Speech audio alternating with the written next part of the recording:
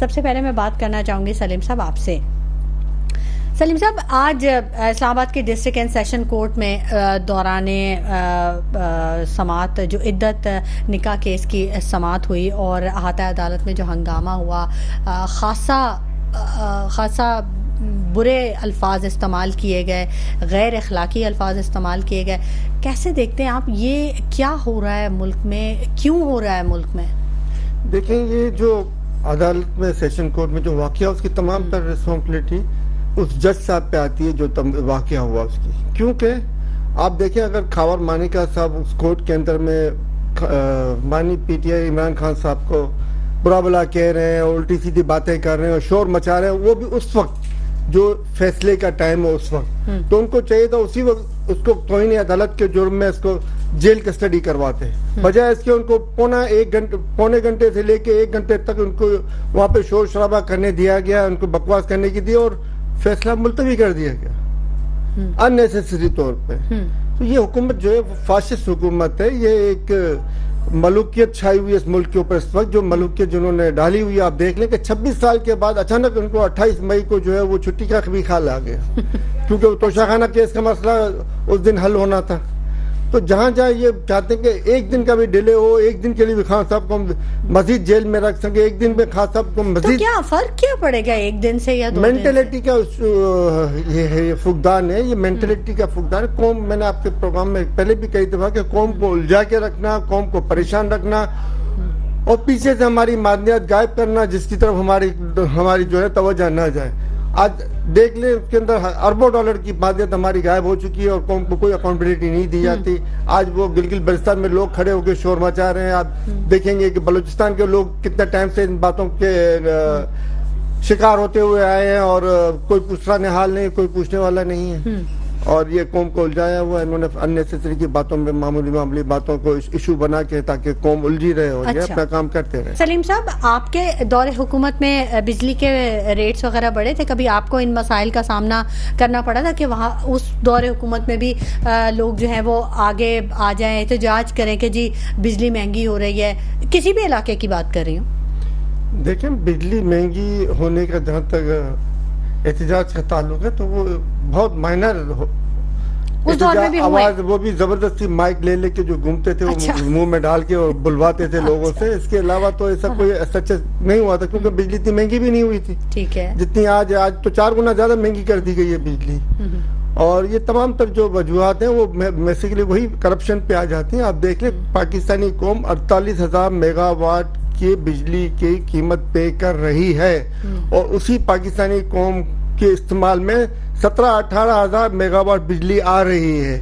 تو یہ جو کیپیسٹی کی مد میں جو پیسے لٹیروں کی جیبوں میں جا رہے ہیں اور جو کن کی کرپشن کی مد میں جا رہے ہیں، ان سب کو پرکھا جائے، ان سب کو جو ہے وہ قوم کے سامنے لایا جائے اور جیلوں میں ڈالا جائے، تو سامنے آ جائے گا سب کے سب اور قوم کو معلوم پڑ جائے گی کہ کس نے کون سے دور میں کیا ایگریمنٹ کر کے قوم کی پیٹ پہ چھڑا گھونپا ہے. اور یہ آئی پی پیز کے 48,000 میگا واٹ کے علاوہ چشمہ پاور پلانٹ، اس کے علاوہ تھرکل سے نکلنے والی بجلی، اس کے علاوہ کینپ 2 بند پڑا ہوا، اس کے علاوہ پتہ نہیں کہاں پہ ہماری جو بجلی تھے سب کہاں جا رہی ہے. وہ تمام کے تمام اکاؤنٹیبلٹی قوم کے سامنے لائی جائے تاکہ قوم کو معلوم پڑے کہ کون لوٹ رہا مگر کون لائے گا. لوٹڑوں کو حکمراں بنا دیا گیا ہے. جب لٹیرے اور ڈکیت جنہوں نے یہ معاہدے کر کے قوم کو جکڑا، آج وہی ہم پہ حکمراں بن کے مسلط کیے گئے ہیں. تو ظاہر سی بات ہے ان سے تو یہ کام ہونے سے رہا.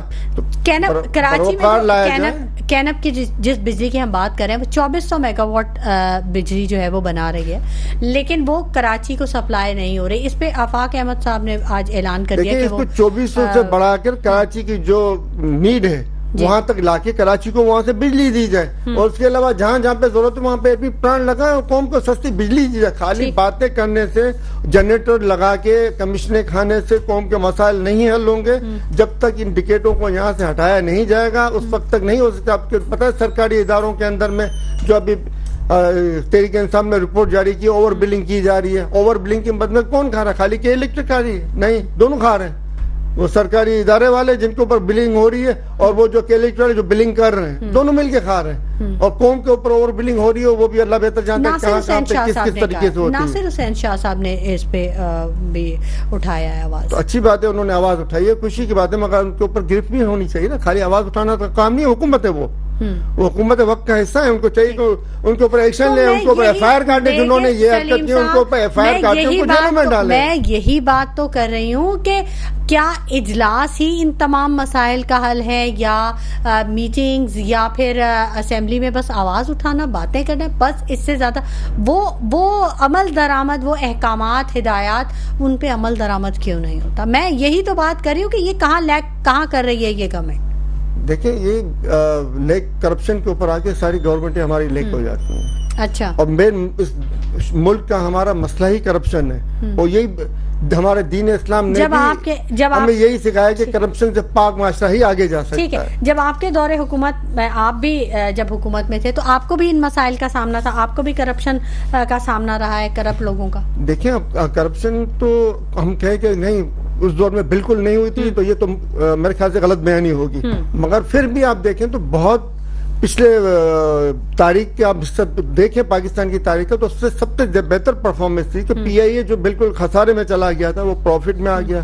پاکستان پوسٹ آفس جو بالکل خسارے میں چل رہی تھی وہ پروفٹ میں آ گئی تھی. ریلوے تقریباً خسارے سے نکلنے کے قریب آ گیا تھا.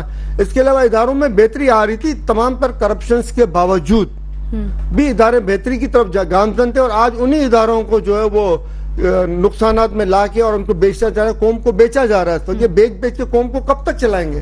قوم کی زمینیں بیچی جا رہی ہیں, قوم کے ادارے بیچے جا رہے ہیں, قوم کو فور سیل لگا دیا ان لوگوں نے, اور کتنے بیرونی انویسٹمنٹ آ رہی ہے. یہ انویسٹمنٹ تھوڑی ہوئی, انویسٹمنٹ یہ ہے کہ یہاں پہ موبائل فون آئے, کمپنیاں وہ موبائل فون بنائے, یہاں پہ دیگر انڈسٹری آئے, وہ یہاں پہ مصنوعات بنائے, یہاں سے بیرون ممالک میں ایکسپورٹ کریں. یہ ہوتی ہے انویسٹمنٹ. انویسٹمنٹ یہ تو نہیں ہوتی کہ اپنے آپ کو بیچ دو, اپنے گھر کے برتن بیچ رہے ہیں یہ لوگ.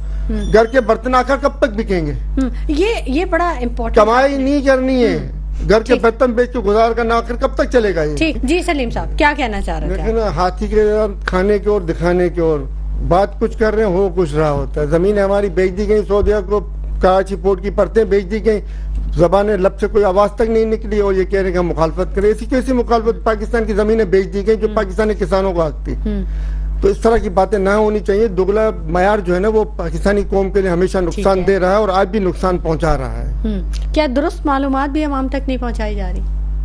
اگر درست معلومات عوام تک پہنچائی جاتی تو قوم جاگ جاتی. آپ کے سامنے ہے. آپ کے خیال میں قوم ابھی سو رہی ہے؟ بھئی آپ دیکھیں نا, قوم کو ابھی تک کتنے پروگرامز ہوئے ہیں جو قوم کو بتایا گیا ہے کہ آئی پی پیز کی مد میں آج تک پاکستانی قوم کو کتنا نقصان پہنچا چکے ہیں. کتنے پروگرام ہوئے ہیں آج تک؟ کیلکولیشن کر کے کبھی کسی نے حساب کر کے بتایا کہ آئی پی پیز نے, ہم نے اتنے ارب کا پیٹرول منگوایا ہے اور اس کے اندر سے اتنے کمیشن گیا ہے, اتنے مد میں اتنی قوم لوٹی گئی. کبھی قوم کو اویئرنیس دینے کی کوشش کی گئی ہے؟ نہیں دی گئی ہے. اور جن صحافیوں نے کرپشن ظاہر کی, جیسے کہ ارشد شریف صاحب تھے, انہوں نے تانبے کی جو مد میں انہوں نے بتایا کہ تانبے کے ساتھ 1% سونا جاتا ہے, اور آج تک اتنے ٹریلینز آف ڈالر کا تانبا جا چکا ہے, اور اس کی مد میں جو 1% سونے کا اتنے ٹریلینز آف ڈالر کا سونا بھی ساتھ میں گیا ہے. صحیح. جس کی کوئی اکاؤنٹیبلٹی نہیں ہے, جس کا کوئی پاکستانی قوم کو حساب نہیں دیا گیا. تو آپ دیکھ لیں اس کے بعد جو انہوں نے نواز شریف صاحب کے کرپشن بتائے تھے, اس کے بعد ان کے ساتھ کیا سلوک کیا گیا, اس کے بعد ان کو کینیا میں جا کے ان کا مرڈر کیا گیا. اور حامد میر صاحب نے بھی جو ریسنٹلی کہا ہے کہ 6000 ارب ڈالر کا تانبا پاکستان سے بیرون چائنا منتقل ہوا ہے. 6000 ارب ڈالر, ہمارا قرضہ تو صرف 200 ارب ڈالر کا ہے. تو آپ بتائیں اس طرح کس طرح قوم چلے گی؟ قوم کو اوپر ڈاکو مسلط ہیں, قوم پہ ملوکیت چھائی ہوئی ہے. چیف جسٹس آف پاکستان اس ملوکیت کا حصہ بن چکے ہیں. کوئی اس پاکستانی قوم کا پرسان حال نہیں. اب قوم کو مجبور کیا جا رہا ہے کہ وہ باہر نکلے اور احتجاج کرے, اور پھر وہ ابھی جو سیکورٹی اداروں کو اور عوام میں لڑائی پیدا کریں. صوبائی وزیر شرجیل انعام میمن نے جو بانی پی ٹی آئی پہ بڑی تنقید کی ہے, انہوں نے کہا کہ الزام عائد کر دیا انہوں نے کہ اس دور میں بھی, بانی پی ٹی آئی کے دور میں بھی, جب تحریک انصاف کا دور حکومت تھا, تو قرض اربوں روپے قرضے معاف کیے گئے ہیں اپنے من پسندیدہ لوگوں کے. ایسا کوئی واقعہ ہوا ہے؟ میرے علم میں نہیں ہے ایسا کوئی واقعہ ہوا ہے. یہ باقی جھوٹ بولنے کی تو یہ شرجیل انعام میمن صاحب بڑے ماہر ہیں, اور جھوٹ تو بولتے رہتے ہیں. ان کے پاس تو شراب بھی جو ہے نا شہد بن جاتی ہے. ان کی کیا بات کریں ہم, اس لیے ان کے ٹاپک کے اوپر تو میں بحث سلیم صاحب یہ آپ کے ویوز ہیں, میرے نہیں. ثاقب نثار صاحب نے جو ہے نا شراب برآمد کی تھی جو بعد میں شہد بن گئی تھی. میرے ویوز تو ہیں نہیں, یہ تو آپ کو بھی پتا ہے. آپ اس کو میرے ویوز نہیں کیے تو قوم کو, پوری قوم کو پتا ہے کہ ثاقب نثار صاحب کی برآمد کی گئی شراب جو وہ شہد میں کیسے تبدیل ہو گئی. تو مطلب یہ جو تنقید برائے تنقید کا جو ایک سلسلہ جاری رہتا ہے, اس سے کبھی ہمیں باہر آنا چاہیے. ہم کیسے ایک دوسرے کو, ہم کیسے ملک کے لیے کچھ کر سکیں گے جب صرف ہم ایک تنقید برائے تنقید کے پروسیس پہ ہی گھومتے رہتے ہیں؟ کیوں؟ بالکل آپ کی بات صحیح ہے, مگر آپ دیکھیں نا کہ جو قوم کے لیے اچھا کرنا چاہتا ہے اس کے ساتھ کیا سلوک کیا گیا. ڈاکٹر قدیر خان جس نے ایٹمی بم کا خالق ہمارا, وہ ہالینڈ سے جب وہ نکلے تھے تو کس طریقے سے وہ وہاں سے کچھ ساز و سامان لے کے نکلے تھے, اور جہاں پہ پاکستان میں آئے اور جب ریٹائر ہوئے تو 4000 اور سم تھنگ ان کی پینشن دی گئی.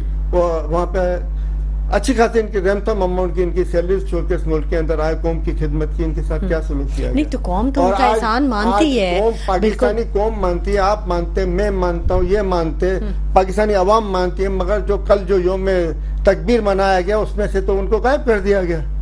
اور جس نے کچھ نہیں کیا ایٹم بم کے لیے وہ اپنے بڑے بڑے تصویریں لگا کے اپنا فوٹو شاپ کرا رہا ہے اور اربوں ڈالر قوم کے ہی خرچ کر رہا ہے. کوئی پرسان حال نہیں, کوئی تنقید کرنے والا نہیں ہے, اس کے اوپر کوئی پروگرام نہیں ہو رہا. اس کے اوپر آپ نے کون سے کھاتے میں کس طریقے سے آپ نے کریڈٹ لے لیا, اور جو اصل کریڈٹ کے حقدار ہیں ان کو کیوں آپ نے ان کا نام غائب کر دیا. ایک سسٹم آپ نے بھی تو کہا تھا کہ ای وی ایم مشین لے کے آئیں گے جس سے جو وہ ہے ووٹنگ کا سسٹم بڑا اچھا ہو جائے گا, وہ بھی نہیں رہا. تو آپ سمجھتے ہیں کہ ہٹانے والوں میں یہ شامل تھے نا, اچھا پیپلز پارٹی, ایم کیو ایم اور مسلم لیگ نون, جو سب نے مل کے ای وی ایم کو ختم کیا تھا. اس کے علاوہ آپ دیکھ لیں اس وقت ہزاروں اسکول بند ہیں سندھ کے اندر میں, ان کو اسٹارٹ کرنے کے لیے کچھ کوششیں نہیں کی جا رہی ہیں. لیکن ابھی گورنر سندھ صاحب نے بڑا ایک اچھا میں ناشتہ کرانے کا, وہ بھی سیلانی ویلفیئر کے ذریعے. اچھا بھائی کسی کے ذریعے ہو آپ کرا لیتے, کون صاحب ہے, میں ذرا سا ان کا تعارف ہو جائے. اسکولیں بند ہیں, اس کے لیے انہوں نے کوئی کام نہیں کیا, نہ کیا. اور گورنر ہی کے اندر میں آتا ہے یہ جو جتنا بھی تعلیمی سسٹم ہے, یہ بورڈ آف میرے خیال سے انٹرمیڈیٹ, یہ انہی کے انڈر میں آتے ہیں. اچھا, اگر میں غلطی نہیں کر رہا ہوں تو یہ ان کی ذمہ داری تھی. یہ کرتے کہ سالوں سے ان کے گورنر صاحب بیٹھے ہوئے ہیں, ان کے حکومت کا حصہ رہے ہیں, تو تعلیم کے اندر میں ان کو کام کرنا چاہیے تھا جو انہوں نے نہیں کیا ہے. اور آج اگر پاکستان کی سندھ کا صوبہ تعلیمی میدان میں پیچھے, کراچی شہر پیچھے ہوتا گیا ہے. آج سے 40 سال پہلے کا کراچی کا تعلیمی معیار دیکھ لیں اور آج کا تعلیمی معیار دیکھیں تو وہ زمین آسمان کا فرق ہے. اس وقت کا تعلیمی معیار بہت بلند تھا اور اس آہستہ آہستہ کم ہوتا کہ ابھی بھی اس کو بڑھانے کے لیے کوششیں نہیں ہو رہی ہیں, جو کہ ہونی چاہیے, نہ صرف ہمارے شہر کے, ہمارے صوبے کے, بلکہ ہمارے پورے ملک کے تعلیمی نظام کو بہتر ہونا چاہیے. اور بجائے اس کے تعلیمی بجٹ کو انہوں نے کب کٹوتی کی ہے اس میں.